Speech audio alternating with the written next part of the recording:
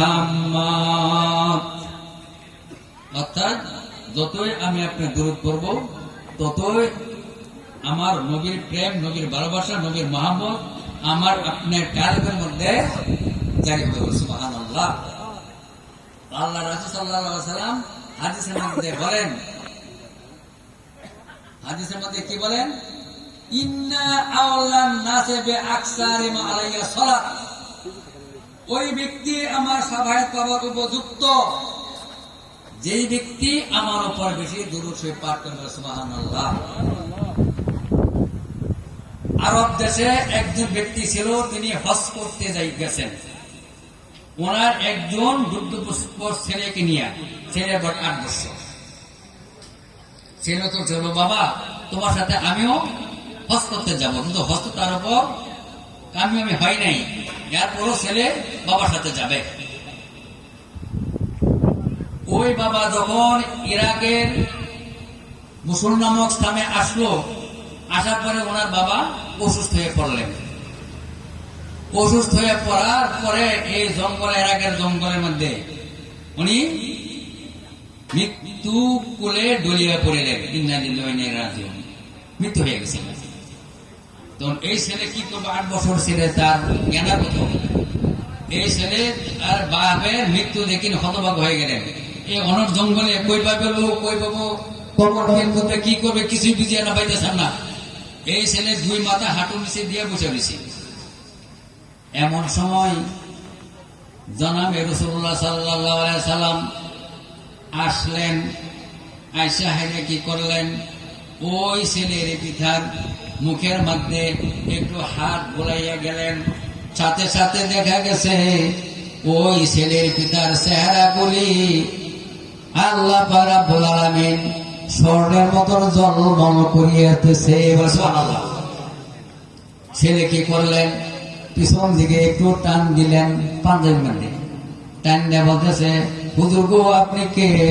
আপনি বলিয়া দিন, আপনি আমার বাপের চেহারা যখন মলিন হয়ে গেল আর আপনি একটু দয়া পরশ হইয়া আপনার হাত যখন আমার পিতার মুখের উপর হাত বুলাইলেন, সাথে সাথে আমার পিতার চেহারা আল্লাহ আল্লাহ স্বর্ণের মতো জলমল করেছে, হস হয়ে গেল, সুন্দর হয়ে গেল। আগত ব্যক্তি আপনি কে? আপনি আমাকে একটু পরিচয় বলিয়া যান। তখন ওই নবী সাল্লাল্লাহু আলাইহি ওয়াসাল্লাম বলতেছে, হে বাচ্চা তুমি জেনে রাখো, তোমার পিতা প্রতি রাত্রে 300 বার করে আমার উপর দুরূদ শরীফ পাঠ করতো। আজকে যখন এই দুরূদ আমার রওজা শরীফের মধ্যে নামতেছে, তখন আমি কি করলাম? আজকে তো উমুকের ছেলে উমুকে দুরূদ শরীফ আমার রওজার মধ্যে আসলো না। কি কারণে আসলো না? আমি রওজা হতে নিজেই উঠিয়ে আসলাম। আয়েশা হাইয়া তোমার বাপের এই মুখের মধ্যে হাত বলে গেলেন মোহাম্মদের সাথে, তোমার বাপ জান্নাতে। তুমি চিন্তা করে না, তোমার বাপের যত কিছু আছে এবং কবর, খাটকি, কাপড় সমস্ত কিছু আল্লাহর পক্ষ হইতে অনুষ্ঠিত হইয়া যাবে। সুবহানাল্লাহ। আপনি কে? তখন উনি বলতেছে, আমি হইলাম কি তোমার নবীর একজন আশিক ছিলাম। তার কারণ হলো তোমার পিতা আমার উপর প্রতিদিন রাত্রে 300 দুরূদ শরীফ পাঠ করতো। আমি তোমার ভাইয়ের মোহাম্মদে আমি আসলাম, আমি হলাম রাসূলুল্লাহ সাল্লাল্লাহু আলাইহি ওয়াসাল্লাম। সুবহানাল্লাহ। পরিচয় দিলেন, পরিচয় দিয়ে চলে গেলেন। রাত্রে যখন ফজর ওয়াক্ত হইল, প্রত্যেকটা মসজিদের মধ্যে আকাশ হইতে গাইবি নেদা আওয়াজ হইল, এই মানুষ সকল তোমরা যেখানে আছো, এই ইরাকের জঙ্গলে একজন লোক মারা গেছে, তোমরা যদি তার জানাজায় শরীক হও তাহলে প্রত্যেকটি মানুষের আমি সগীরা গুনাহগুলি মাফ করিয়ে দিব। সুবহানাল্লাহ। তো সমস্ত গুনাহ মাফ করিয়ে দিব। সমস্ত লোক বলাবলি করতে লাগলো, কিরে এই গাইবি নেদা হলো, তার কারণ কি? তখন সমস্ত লোক ওই ব্যক্তির সন্ধানে বাইরে পড়লো। একজন লোককে জঙ্গলকে বললো, ভাই এই জঙ্গলের মধ্যে একজন নেককার মানুষ মারা গিয়েছেন, আসলে আমরা সকলে মিলে তার জানাজার ব্যবস্থা করি, কাফন দাফনের ব্যবস্থা করি। কত লোকের কাফনের ব্যবস্থা করলো, বাস করলো, জানাজা করিয়া কবরস্থ করলো এবং সাথে সাথে গাইবি নেতা হইল যে যারা তোমরা এই ব্যক্তির জানাজা শরীক হইছ, তোমাদের সমস্ত জীবনের গুনাহগুলো আমি মাফ করে দেব। সুবহানাল্লাহ। দিনে নবী দুরূদ যারা পাঠ করে পরে দিনের নবী আমাকে আপনাকে রহমতের দ্বারা এবং সাফায়াতের দ্বারা জান্নাতের মধ্যে প্রদান করবেন। সুবহানাল্লাহ। এই জন্য যত দূরত পড়বেন তত নবীর সাথে প্রেম এবং ভালোবাসা আমাদের মধ্যে কলবের মধ্যে উত্থিত হবে, কলবের মধ্যে স্থান পাবে। তো নবী করিম সাল্লাল্লাহু আলাইহি সাল্লাম দুনিয়ার বুকে ধরা দামে আসলেন, হয়ে আসলেন। 600 বছরের মধ্যে তো পয়গম্বর ছিল না। এই আরবকে, এই আরবের ভূখণ্ডকে আল্লাহ তাআলা মুক্ত করার জন্য, মানুষকে সুপথগামী করার জন্য, মানুষকে হেদায়েত করার জন্য, মানুষকে সমস্ত প্রকার পাপ কষ্টে ফিরিয়ে রাখার জন্য আল্লাহ পাক রব্বুল আলামিন নবী করিম সাল্লাল্লাহু আলাইহি সাল্লামকে 570 খ্রিস্টাব্দে মক্কার হেদায়েতবাগে সোমবার দিবাগত রাত্রে মায়া মেনার গর্ভে হইতে উনাকে দুনিয়াতে কি করলেন? আগমন করাইলেন, দুনিয়াতে আসছে। অর্থাৎ মা আমেনা যখন 6 মাসের গর্ভ, তখন দিনের নবীর পিতা আব্দুল্লাহ মারা যান। ওই মারা গেছে আবু আবান আবুস্তানি। দিনের নবী 6 মাসের গর্ভ থাকতে পিতা হারাইলেন এবং নবী করিম সাল্লাল্লাহু আলাইহি সাল্লাম 6 মাসের গর্ভ থাকতে পিতা হারাইলেন। আর নবী করিম সাল্লাল্লাহু আলাইহি সাল্লামের বয়স যখন 6 বছর, অর্থাৎ নবী করিম সাল্লাল্লাহু আলাইহি সাল্লাম যখন দুনিয়াতে তাশরীফ আনবেন, এই 6 বছর গর্ভ থাকাকালীন সিরাতে হারাবিয়ার মধ্যে প্রমাণ দিছে যে নবী করিম সাল্লাল্লাহু আলাইহি সাল্লাম যখন 6 মাসের গর্ভ মা আমেনার সেকেমে, তখন আবু জাহেল গণক গণায় দেখতেছে যে মা আমিনার গর্ভে দিনের নবী এখন 6 মাসের গর্ভ, তারে যদি গর্ভ থাকি তারে শেষ করা যায়, তা আমাদের পিতৃব্য যে ধর্মটা এটা আমরা জাঁকজমক ভাবে আমরা পালন করে যেতে পারবো, আমাদের পিছনে আর কোনো ঝামেলা থাকিবে না। এই আবু জাহেলে কি করলেন?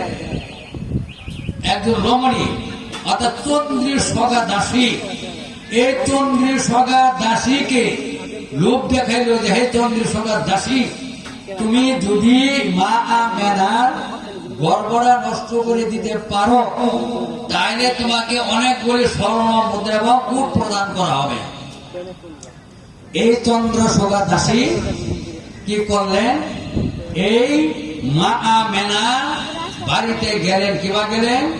হীরক চূর্ণ 14 তোলা আমের শরবত বানাইছে, বানায় হাইরিয়া এই শরবত বানায় মা আমেনা ওয়াহাব জোহরি বাড়িতে গা দর্শন দিছে।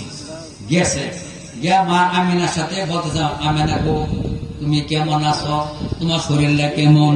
তোমার গর্ভে তো সন্ধ্যা 6 মাস হয়েছে, তোমার তো চলতে ফিরতে মনে অনেক অসুবিধা হয়, তাহলে এক কাম হয়েছে তুমি তোমার পেটটা দিবা, দেখি তোমার গর্ভ সন্তান কি ভালো আছে কিনা, সুস্থ আছে কিনা। মা আমেনা তো বুঝতে পারছে না, মা আমেনা হেডাকে ধরছে, ধরে দেখছে করে সন্তান লড়ে করে। যাই হোক, তাহলে আমার একটা সুবর্ণ সুযোগ আছে, মা আমেনার কাছে কাজ করতেছে। বুঝুন না, একজন মানুষের সাথে মিশতে হয়, সমস্ত কিছু পলিটিক্স সমস্ত কৌশল তার জানি হিত হয়েছে। মা আমেনার সাথে মিশে সব কাজ করতেছে। মা আমেনা গো তুমি তো আজকে অনেক পরিশ্রম করছো, তুমি তো ক্লান্ত হয়ে গেছো, তোমার শরীর ক্লান্ত হয়ে গেছে, তুমি শরীর ঘামিয়ে গেছে গা, তাইলে তোমাকে শরবত পান করায়, এই শরবতটা খাইলে তোমার শরীরে শীতল হয়ে যাইব। আমেনা কি বলছে? 14 তোলা হীরক পূর্ণ শূন্য 20 মা আমেনারে পান করাইলেন। আর নবী করিম সাল্লাল্লাহু আলাইহি ওয়াসাল্লাম বলতেছে, মা তুমি চিন্তা করিও না, এই বিষ খায় তুমি মরতা না, এই বিষ আমি পান করবার। সুবহানাল্লাহ। নবী করিম সাল্লাল্লাহু আলাইহি ওয়াসাল্লাম এই 14 তোলা 20 উনি পান করলেন, গরম করলেন, খাইলেন। কিছুক্ষণ পরে এই সন্ধ্যে সুগাদাসী পরে দিহিসা বিষ দিয়ে খাওয়াইলাম, শরবত দিয়ে খাওয়াইলাম, সন্তান করে কিনা, সন্তান আসে কিনা, আবার যাই ফেলেন আমাকে হাত দিছে। হাত যখন দিছে সন্ধে সুগার দাসীর হাতের পেটের মধ্যে বাজিয়ে গেছে। সুবহানাল্লাহ। হাতে সরে যাবে না, সিরাতে হালাবিয়ার মধ্যে লাগছে, হাত আসে সরাইতে পারে না, টানাটানি করতে সরাইতে পারে না। এই গর্বে থাকে নবী করিম সাল্লাল্লাহু আলাইহি সাল্লাম বলতেছে, হে চন্দ্রী সগদাসী তুমি জেনে রাখো, যতক্ষণ পর্যন্ত তুমি আমার উপর কলিমা না পড়বা, মুসলমান না হইবা, ততক্ষণ পর্যন্ত তোমার হাত আমার মার পেটের থেকে সরবে না। সুবহানাল্লাহ। হে চন্দ্রী সগদাসী তুমি বলো লা ইলাহা ইল্লাল্লাহু মুহাম্মাদুর রাসূলুল্লাহ সাল্লাল্লাহু আলাইহি ওয়াসাল্লাম। 40 টাকা দাসী যখন এই কলিমা পাঠ করলো, সাথে সাথে তার হাত পেট থেকে ছুঁয়ে গেল, 40 টাকা দাসী মুসলমান হইল। বলে সুবহানাল্লাহ। নবীর মারতেছে কি 14 তলার ছিঁড়ে দিশা হয়েছে, এরপর মারতে পারে নাই। নবী করিম সাল্লাল্লাহু আলাইহি ওয়াসাল্লাম বলছেন, হে মানব সকল, এই বিশ্বের ক্রিয়াটা তখনই ওই মায়ে লাভ করব যখন মায়ের সন্তান দুনিয়াতে ভূমিষ্ঠ হয়, তখন মায়ে ওই বিশ্বের ব্যথাটা সে অনুভব করতে পারবে। সুবহানাল্লাহ। দেখছেন, অর্থাৎ দেখেন যে মার গর্ভে সন্তান যখন ভূমিষ্ঠ হয় তখন কিন্তু মা এই সন্তানের বেদনা শুনে পুরা হয়ে যায় নাকি, ওরে বাবারে ওরে মায়েরে আওয়াজ করে না। এই বিশ্বের ক্রিয়া কিয়ামত পর্যন্ত মানুষের মধ্যে থাকবে। সুবহানাল্লাহ। দেখেন, মা আমেনা 6 মাসের গর্ভ থাকতে আবু জাহেলে কত চেষ্টা করছে নবীকে এই দুনিয়াতে যাতে না আসতে পারে। নবী করিম সাল্লাল্লাহু আলাইহি সাল্লাম যেদিন মা আমিনার গর্ভে দুনিয়াতে তাশরীফ আনলেন, আল্লাহ পাক রব্বুল আলামিন বেহেশত হইতে 4 যুবককে পাঠিয়ে দিলেন। একজন হলো বিবি হাওয়া আলাইহিস সালাম, আরেকজন হলো ইব্রাহিমের স্ত্রী সারা আলাইহিস সালাম, আরেকজন হলো ফেরাউনের স্ত্রী কারা ছিল বিবি আসিয়া, আরেকজন হলো ঈসা ইবনে মারইয়াম রাদিয়াল্লাহু আনহা। এই 4 জন বেহেশতের রমণীকে আল্লাহ পাক রব্বুল আলামিন মা আমেনার খেদমতের জন্য পাঠাইছে ওনার বাড়ি। সুবহানাল্লাহ। ওয়াহাবুর বাড়িতে খেদমত স্বরূপ ছাপা করার জন্য পাঠাইছে যে দিনের নবী দুনিয়াতে তাশরীফ আনতেছে, তোমরা যাই একটু মা আমেনারে সাহায্য করো। এই 4 জন ব্যক্তি 4টা জিনিস পেয়েছে। দেখুন যে আমরা যদি কোনো আত্মীয়ের বাড়িতে যাই, এখন কিন্তু কিছু কপুটক লয়ে না। এই 4 জনে, একজন আছে রূপার বদলা, একজন আছে রুমাল, একজন আছে আতর, একজন আছে তস্তরি। এই 4টা জিনিস রয়ে গেছে। কিন্তু মা আমেনা তখন সন্তান প্রসব করলেন, আমরা যেভাবে দুনিয়াতে আসছি, আমার নবী করিম সাল্লাল্লাহু আলাইহি ওয়াসাল্লাম দুনিয়াতে আসেন নাই। নবী করিম সাল্লাল্লাহু আলাইহি ওয়াসাল্লাম যখন দুনিয়াতে তাশরীফ আনলেন, মা আমেনা করে আর খুঁজে পেয়েছে। সুবহানাল্লাহ। সন্তান আমার পেটে আছে কিনা আমি বেদনা অনুভব করতে পারছি না। আর দুনিয়ার বুকে আমরা যেভাবে আসছি, আমার নবী সেইভাবে আসেন নাই। আল্লাহ পাক রব্বুল আলামিন তাই নয়, আকাশ থেকে জিবরাইল আলাইহিস সালাম, মিকাইল আলাইহিস সালাম, ইসরাফিল আলাইহিস সালাম, আজরাইল আলাইহিস সালাম 70,000 ফেরেশতা সহ দিনের নবী বাহাদুরের বাড়িতে তার সেবকতা হাজির হয়েছে। সুবহানাল্লাহ। আর এই ফেরেশতাও খালি আসেন নাই, তারা 4টা জিনিস লইয়া আইছে। সুবহানাল্লাহ।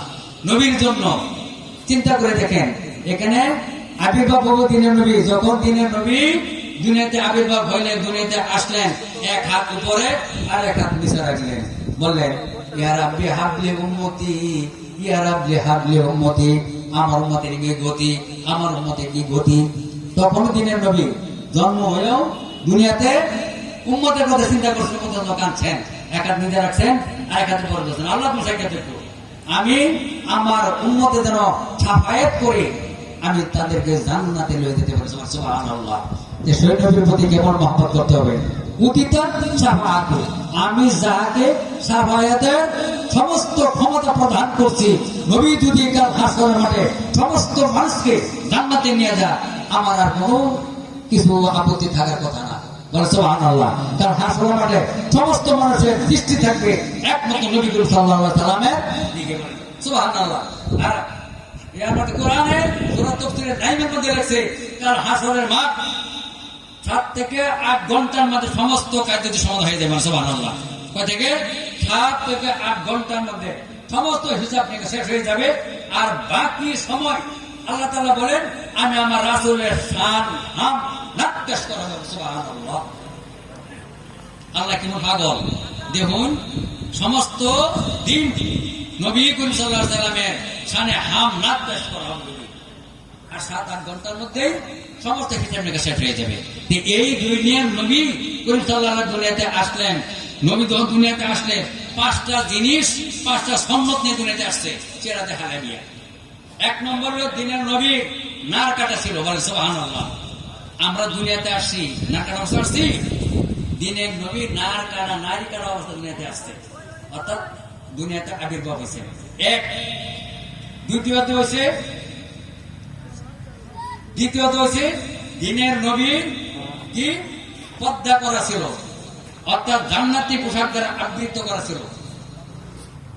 2 গেল। 3, দিনের নবী মুখ কাটা ছিল। 4, দিনের নবীর খতনা করা ছিল। 5, দিনের নবী মুখ কাটা ছিল। সুবহানাল্লাহ। তাহলে দিনের নবী আগে বলছে যে আমি আদম যখন মাটি ও পানি তখন আমি নবী। এরপরে দিনের নবী দুনিয়াতে আসছেন এই 5টা শূন্য সহ। আর নবী করিম সাল্লাল্লাহু আলাইহি সাল্লাম এই দুনিয়ার বুকে এসে উম্মতি মুহাম্মদের জন্য উম্মতি মুহাম্মতি বলে কাঁদছেন। আর সেই নবীর পয়দা আসার জন্য সেই নবীর শুভ আগমন উপলক্ষ, সেই নবীর আগমন উপলক্ষ করে আজকে কিন্তু ঈদুল মিলাদুন নবী আমরা উদযাপন করতে যাচ্ছি। এখানে নবীর হাম নাক এবং নবীর জীবনী সম্বন্ধে সমস্ত কিছু আলোচনা করাই হলো আমাদের মূল লক্ষ্য।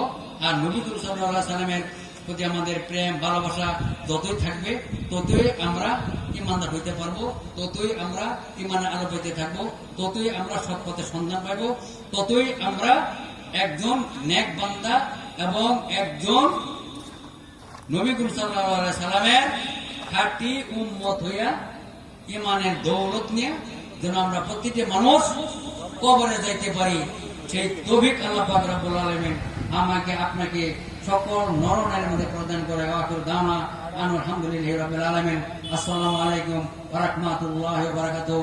এখন হুজুর আসছেন, সুন্দর সুন্দর বয়ান, সুন্দর সুন্দর কথা কোরআন এবং হাদিস থেকে উল্লেখ করবেন। আমরা সকলেই মনোযোগ সহকারে তা শুনবো এবং শ্রবণ করব। আর এই ওয়াজ শেষে হয়তো মেরাজ হবে নাকি